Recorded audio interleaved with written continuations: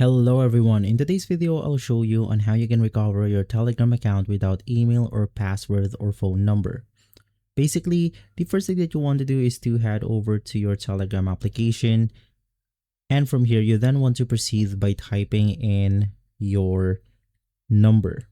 From there, click on the next button, click on yes, and this window will show up.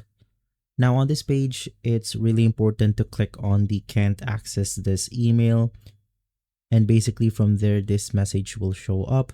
Now what's really important about this message is that they will send you a reset email login, and from there all you have to do is to remember the original email that you used for your number. Basically, that is to confirm that you are the owner of the account. Just click on the reset login email, enter the previous email address, and from there you will be able to log in your account without ever entering your phone number, password, or email address.